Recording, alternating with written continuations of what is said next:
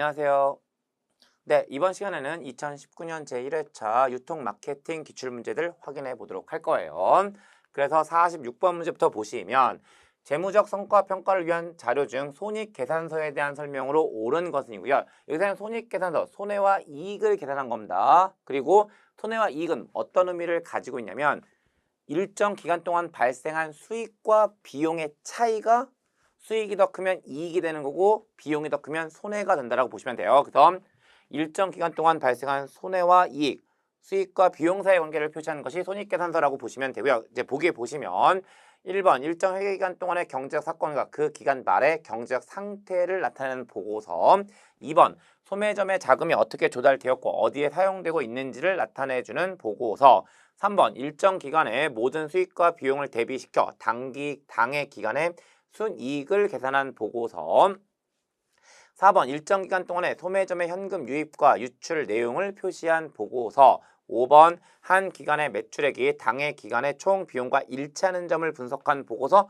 이미 설명 다 됐으니까 정답 찾으시는데 어렵지 않으셨을 겁니다. 정답은 3번 일정 기간에 모든 수익과 비용을 대비시켜 당해 기간의 순이익을 계산한 보고서 이게 바로 손익계산서가 된다라고 보시면 되겠죠. 그래서 46번 문제 정답 3번이 되는 거고 47번 소매점의 신제품 조사를 위해 표적시장을 잘 반영하리라 생각되는 집단을 대상으로 설문조사를 했다면 어떤 표본출 방법에 해당하는가라고 얘기하는 거고요. 지금 표적시장을 잘 반영하려고 생각되는 여기서 얘기하는 생각은 판단의 의미를 가지고 있다고 보시면 돼요. 그래서 1번 편의 표본 추출, 2번 판단 표본 추출, 3번 확률 비례 추출, 4번 집락 표본 추출. 이 집락 표본 추출은요. 군집 표본 추출과 똑같은 의미를 가지고 있습니다. 5번 층화 표본 추출. 그래서 정답은 2번 판단 표본 추출에 대한 내용이라고 보시면 되세요. 다음 48번 아래 글상자의 기억과 니은에 들어갈 용어로 가장 옳은 것은 고객 신상 정보와 구매 자료를 결합하여 어떤 고객이 어떤 제품을 언제 어느 정도의 양을 얼마에 구매하였는가를 파악할 수 있으며 이는 기억에 이용될 수 있다. 또한 기업의 전략 변수와 고객 특성 변수, 구매 정보를 결합하여 어떤 고객이 기업의 니은에 어떠한 반응을 보였는가를 파악할 수 있다라고 보시면 되는 거고요. 여기서 보시면 그 기업의 전략 변수와 고객 특성 변수, 구매 정보를 결합한다는 것은 얘네들을 가지고 뭐 한 거냐면 시장 세분을 한 거예요. 그 시장 세분을 통해서 어떤 고객 기업의 포피 전략의 반응을 보였는가를 파악할 수 있다라고 보시면 되는 거죠. 그래서 전체 내용들 중에 그 기억에 들어갈 수 있는 표현은 시장 세분화라고 보시면 되고요. 니은에 들어갈 수 있는 것은 포피 전략이 된다라고 보시면 돼요. 그래서 48번 문제 정답 5번으로 확인하시면 되는 거예요. 다음 49번 고객의 구매 심리 단계별 고객 응대로 옳지 않은 것은 이라고 하고 있는 거고요. 한 가지만 정리하겠습니다. 지금 그 고객의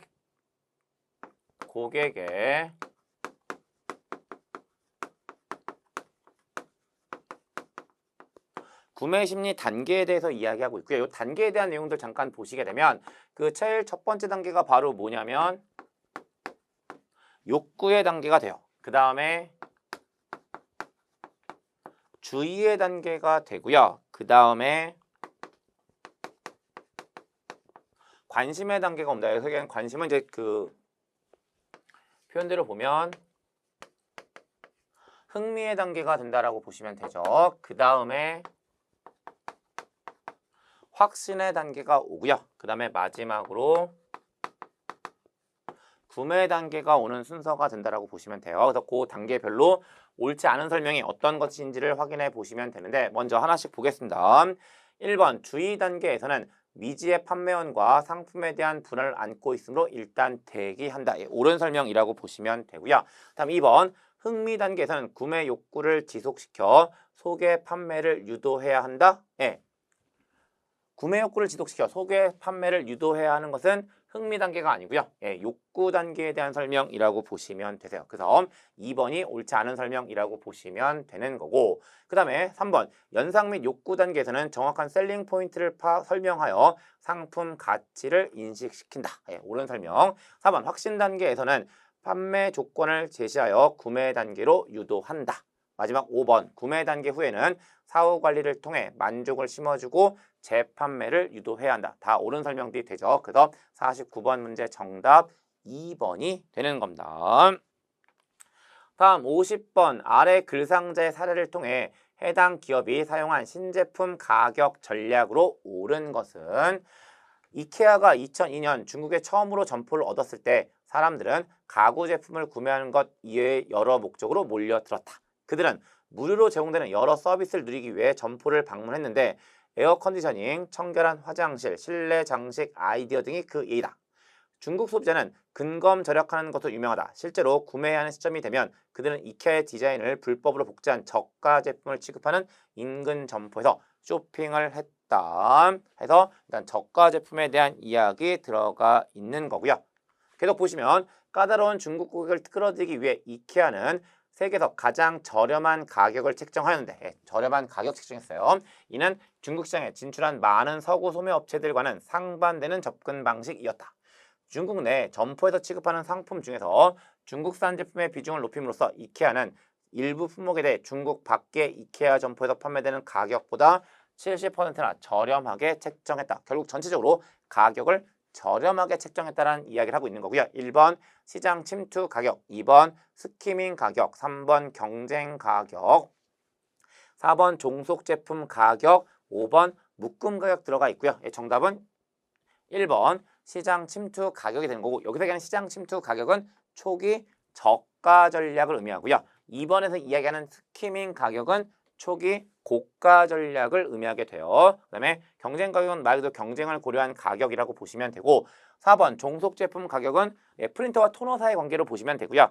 프린터를 저렴하게 판매하고 토너를 비싸게 판매하는 거고 이 토너가 종속 제품의 의미를 가지고 있습니다. 그래서 그런 것들이 종속 제품 가격 전략이라고 보시면 되고 다음 5번 묶음 가격은 여러 종류의 제품을 하나의 묶음, 패키지, 번들로 묶어서 가격을 정하는 방법이 있다라고 보시면 되고 이러한 묶음 가격은 개별 구매와 패키지 구매가 다 가능한 혼합 묶음과 패키지 구매만 가능한 순수 묶음으로 나누어지게 되죠. 그래서 50번 문제 정답 1번으로 확인하시면 돼요.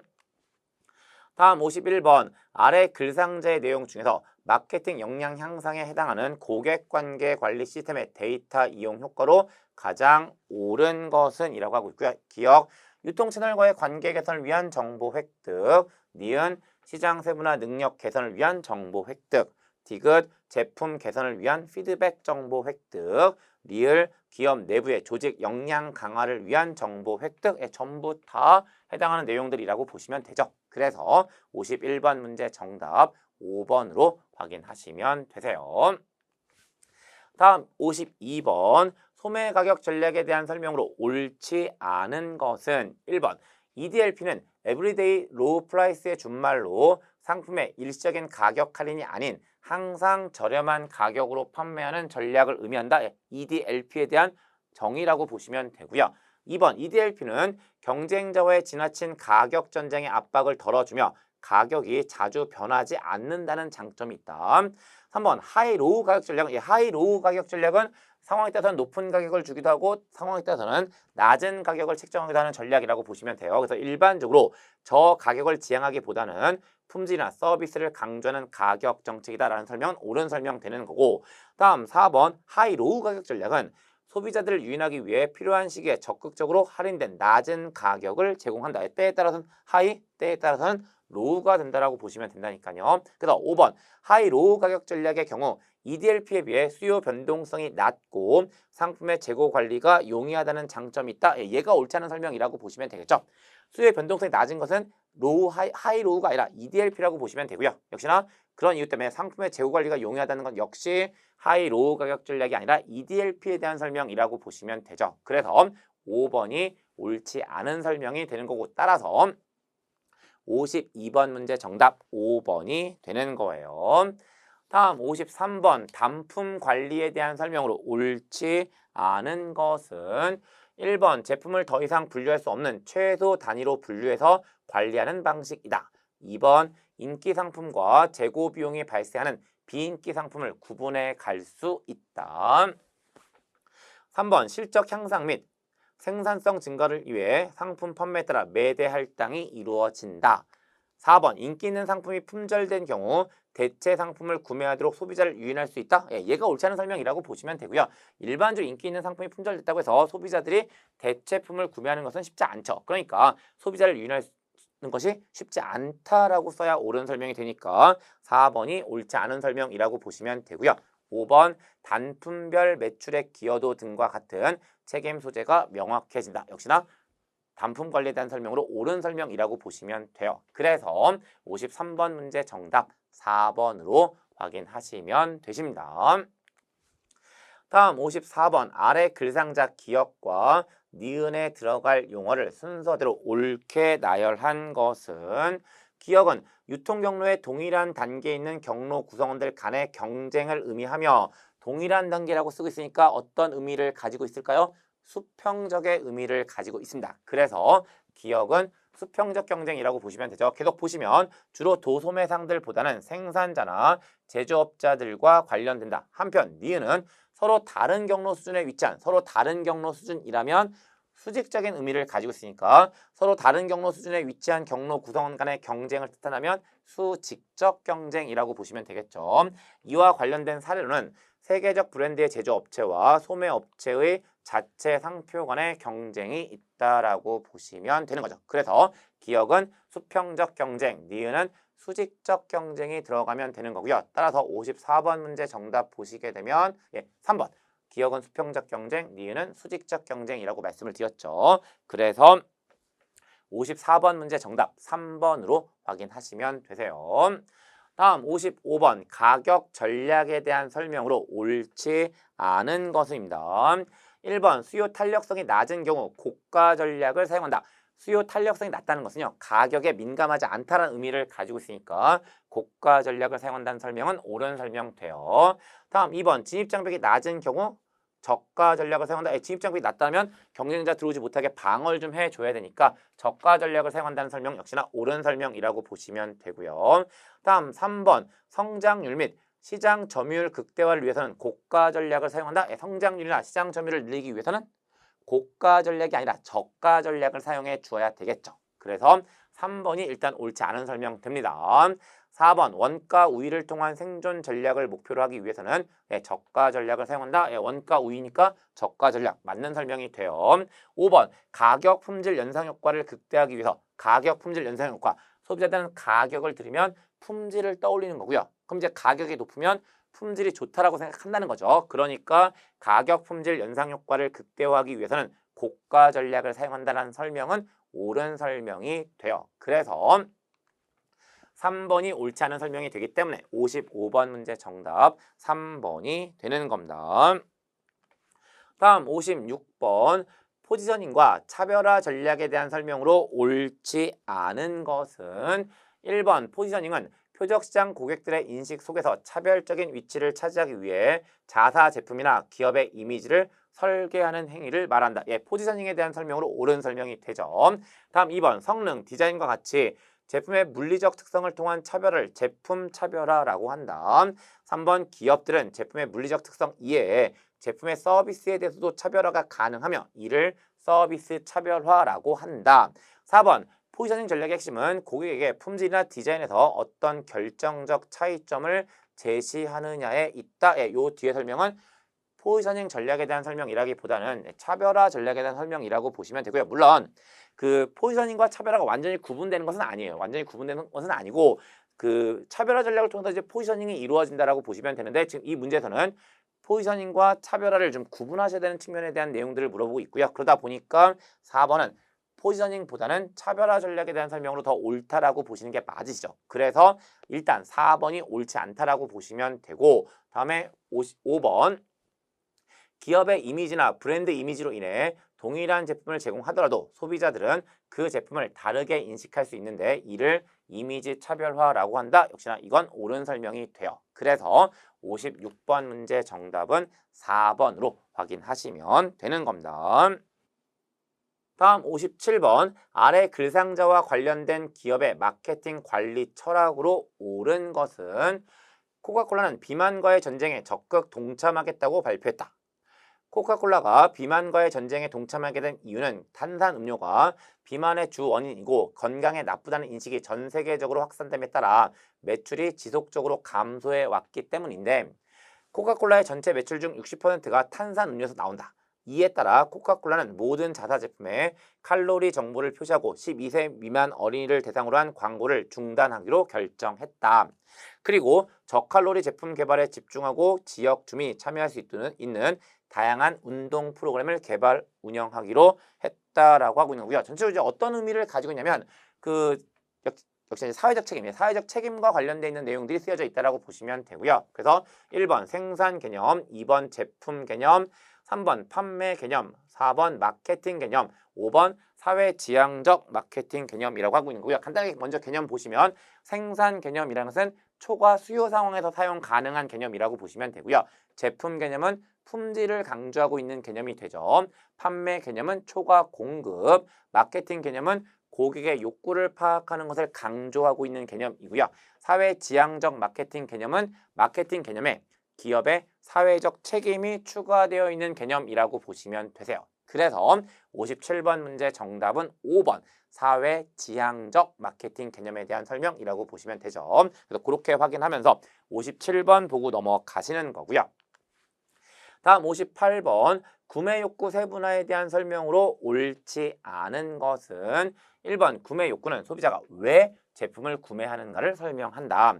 2번 구매 욕구 차원에는 기능적 편익, 감각적 편익, 상징적 편익이 있다. 얘가 일단 구매 욕구 차원에 대한 기본적인 설명이라고 보시면 되는데 역시나 소비자들이 제품을 구매하는 것은요.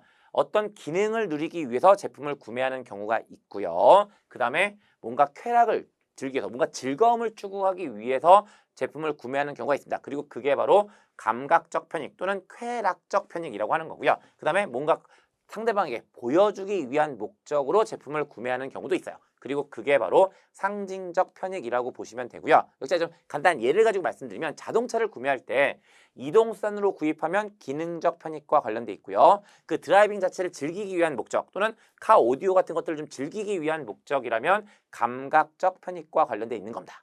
그 다음에 다른 사람에게 보이기 위한 과시욕구 때문에 좋은 자동차를 구입하는 것이라면 상징적 편익과 관련돼 있다고 보시면 돼요. 그럼 이제 나머지 보기들 보시면 3번 기능적 편익은 다양한 상품 구색, 좋은 위치, 정보 제공 등의 구매상의 실질적인 혜택을 의미한다. 4번 감각적 편익은 구매자가 제품을 구매할 때 느끼는 오감적 즐거움과 느낌을 말한다. 5번 상징적 편익이란 구매자가 느끼는 경쟁사 대비 특정 소매점의 상대적 차이를 말한다. 5번이 상징적 편익으로 옳지 않은 설명이라고 보시면 되겠죠. 좀 전에 말씀드린 것처럼 상징적 편익이란 것은 다른 사람에게 뭔가 보여주기 위한 목적. 그런 목적이라고 말씀드렸으니까 뒤에 설명은 상징적 편익과는 상관이 없는 설명이 되기 때문에 58번 문제 정답 5번으로 확인하시면 되는 거예요. 다음 59번 마케팅에 대한 설명으로 옳지 않은 것은 1번 마케팅은 소비자의 필요와 욕구를 충족시키기 위해 시장에서 교환이 일어나도록 하는 일련의 활동들을 말한다. 2번 마케팅 관리란 표적 시장을 선택하고 뛰어난 고객 가치의 창출, 전달 및 알림을 통해 고객을 획득, 유지, 확대하는 기술과 과학을 의미한다. 3번 생산 개념의 마케팅 철학에서는 기술적으로는 뛰어나지만 시장에서는 외면당하는 제품들이 출시되는 경우를 흔히 볼 수 있다. 생산 개념은 초과 수요 상황과 관련돼 있고요. 여기서 얘기하는 기술적으로 뛰어나지만은 뭐와 관련돼 있냐면 품질과 관련돼 있는 거죠. 그리고 품질과 관련돼 있는 개념은 생산 개념이 아니라 제품 개념과 관련되어 있어요. 그래서 3번은 옳지 않은 설명이라고 보시면 되고요. 4번 판매 개념은 공격적인 영업 및 촉진 활동을 펼쳐야만 고객이 제품이나 서비스를 충분히 구입할 것이라고 가정한다. 5번 마케팅 개념을 경영 철학으로 채택하고 있는 기업에서는 고객이 상품과 관련하여 갖고 있는 문제들을 완전히 해결하여 만족을 얻을 수 있도록 하는 것을 목표로 한다. 옳은 설명들이 되죠. 그래서 59번 문제 정답 3번이 돼요. 네, 60번 보겠습니다. 아래 글상자의 사례에서 사용된 소비자 판촉 도구로 옳은 것입니다. 제품의 구매를 유도하기 위해 무료 혹은 낮은 비용으로 제공되는 상품이다. 뭘 의미할까요? 사은품이에요. 사은품. 이것은 패키지 안에 포함되거나 패키지 밖에 따로 준비되거나 또는 우편으로 전달될 수도 있다.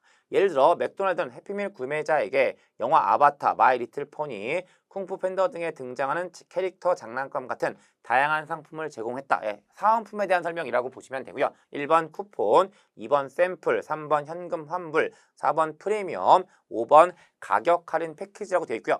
사은품 없네요? 그럼 답이 뭘까요? 예, 답은 4번 프리미엄이고요. 예, 이 프리미엄이 우리말로 사은품이에요. 예, 그래서 그러니까 영어적으로 하면 프리미엄 뭔가 더해준다는 의미를 가지고 있을지 모르겠지만 그 판촉의 도구로 얘기했을 때 프리미엄은 사은품을 의미합니다. 그래서 60번 문제 정답 4번이 돼요. 그래서 프리미엄은 사은품을 의미한다는 사실 이거 생각보다 자주 언급될 거거든요. 그래서 프리미엄이 사은품이라는 사실은 꼭 좀 기억을 해 주실 것을 부탁을 드려요. 다음 61번 유통산업발전법에서 명시적이고 직접적으로 규정하고 있는 유통관리사의 직무에 해당하지 않은 것은 1번 유통경영관리기법의 향상, 2번 유통경영관리와 관련한 계획, 조사, 연구, 3번 유통경영관리와 관련한 교육, 4번 유통경영관리와 관련한 진단평가, 5번 유통경영관리와 관련한 상담 자문. 예, 정답은요? 예, 3번 교육과 관련된 측면은 명시적으로 규정되어 있지 않습니다. 그래서 61번 문제 정답 3번이 되는 거예요. 다음 62번 아래 글상제에서 설명하는 촉진 믹스 전략으로 옳은 것은 대가를 지불하고 비인적 수단을 통하여 기업의 정보를 알리는 촉진 수단. 예, 대가를 지불하니까 비용이 들어갈 거고 비인적 수단이라는 거고 역시 뭐가 예상될 거라고 보여지냐면 광고가라는 것이 예상이 되는 겁니다.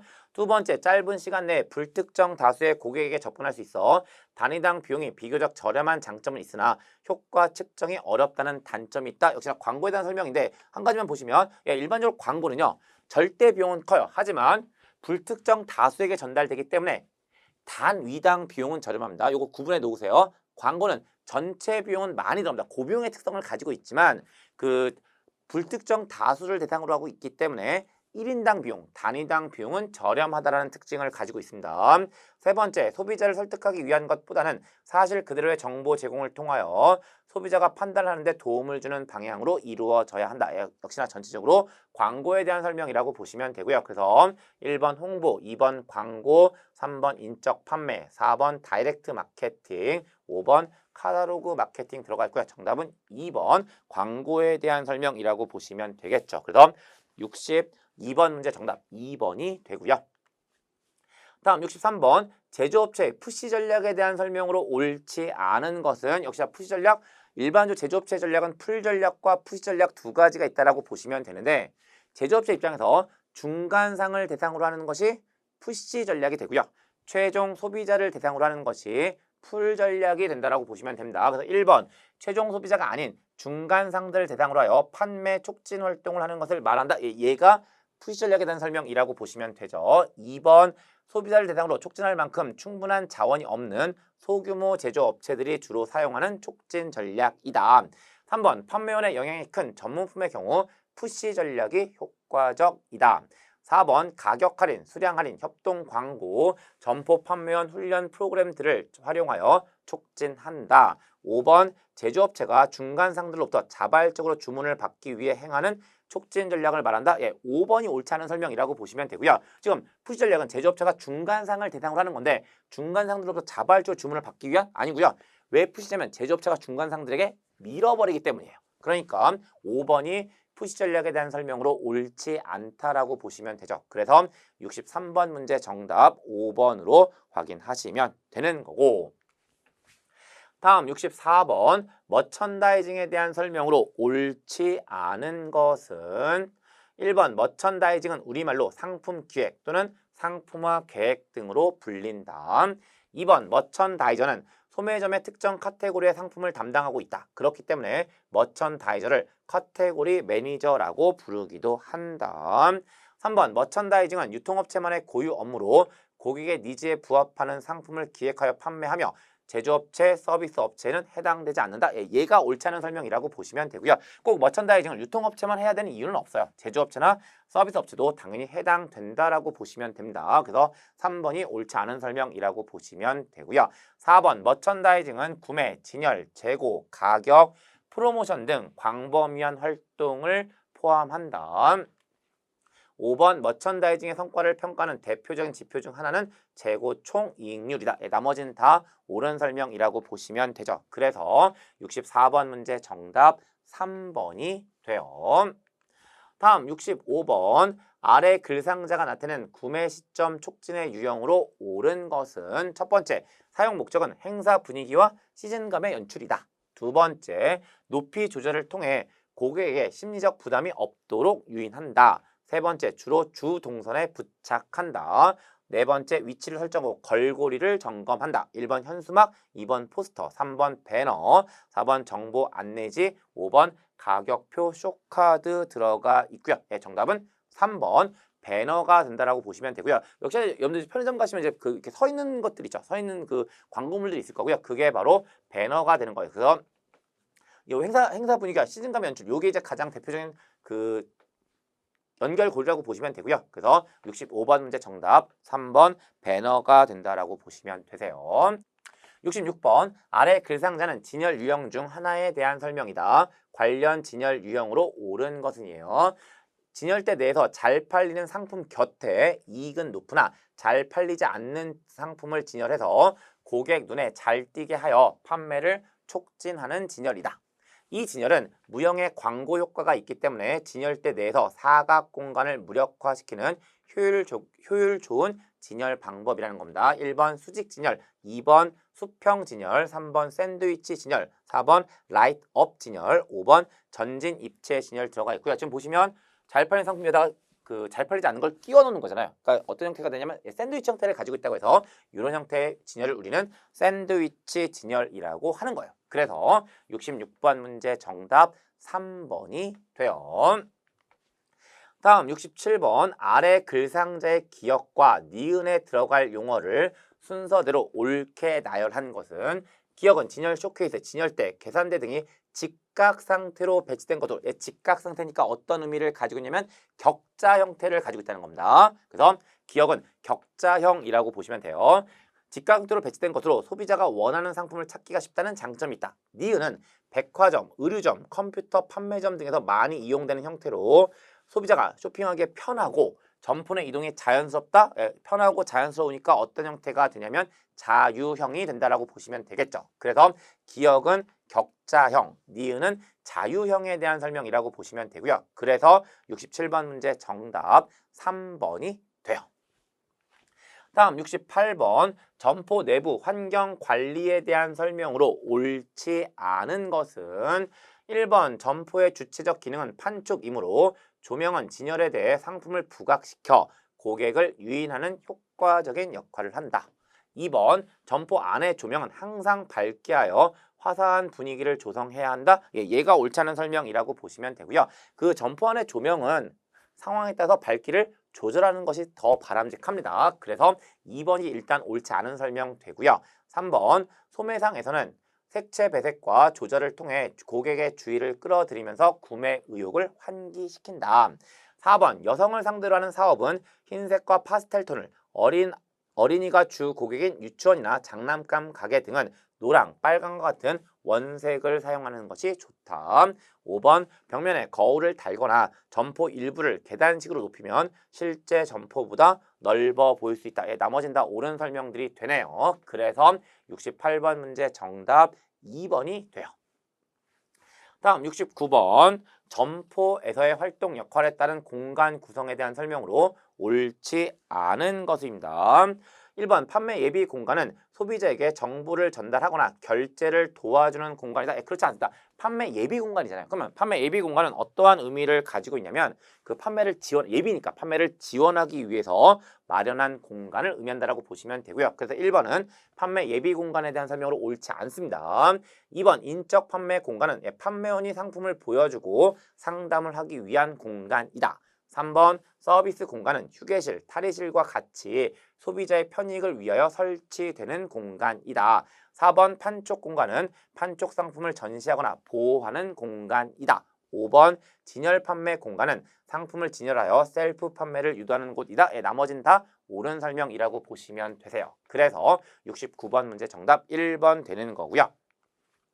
다음 70번 다음 중 유통업체가 고객에게 적정 수량의 적정 상품 구색을 적시에 제공하는 동시에 자사의 재무적 목표를 달성하려고 노력하는 과정을 나타내는 용어로 가장 옳은 것은 역시 이 문제 가지고 용어 정리 하나 한다라고 생각하시면 되는데 1번 카테고리 관리, 2번 고객관계 관리, 3번 상품 관리, 4번 점포 관리, 5번 전략적 이익 관리. 역시 전적인 내용 보시면 역시 좀 근접돼서 오시는 게 있으시죠? 답은 3번 상품 관리에 대한 설명이라고 보시면 되세요. 그래서 70번 문제 정답 3번이 되는 거고요. 여기까지 말씀드리면 유통 마케팅과 관련된 기출문제들 전부 다 확인하셨고 이번 시간은 여기까지 말씀드리고 마무리 짓겠습니다. 네, 수고하셨습니다.